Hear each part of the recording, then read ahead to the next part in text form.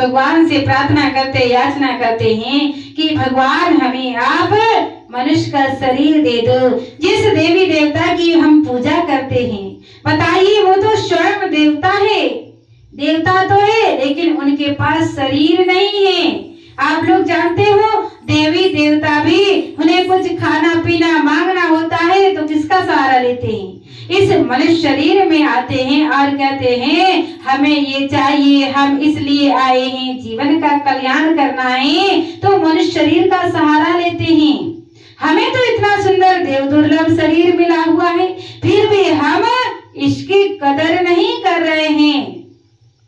ब्रह्मानंद जी कहते हैं रत्न अमोलक मिलिया भारी, कांच समझ कर दीना डारी, पीछे खोजत फिरे अनारी, फिर कभी नहीं पाएगा, पछताएगा पछताएगा, फिर बेला हाथ न आएगा।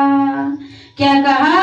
रतन अमोलक मिलिया भारी, कांच समझ कर दीना डारी। कि मनुष्य शरीर को कैसा बताए, हीरे से भी बेशकीमती। आप लोग हीरा जवाहरात अगर खरीदना चाहते हो तो बड़े आसानी से खरीद लेते हैं, लेकिन बाजार में जाओ इस मनुष्य शरीर खरीदने के लिए, बताओ कहीं मिलेगा?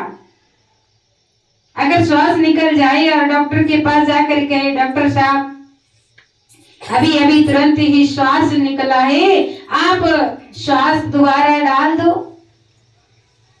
जीवन पर्यंत जितना धन कमाया होगा, लेकिन वो भी यही कहेंगे कि मेरी बस की बात नहीं है, अब मैं कुछ कर नहीं सकता है, मुझे माफ कर दो।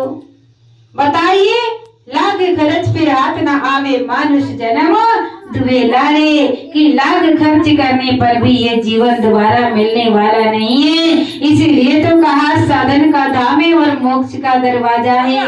इस शरीर में वो भजन भक्ति करके, साधन करके जीवन का कल्याण कर सकते हैं। और जिन भजन भक्ति नहीं करेंगे तो कहा जिस 184 योनियों से भटकते भटकते हम आए थे और फिर उन्हें 184 में जाना पड़ेगा, फिर भगवान भी कुछ कर नहीं सकते हैं।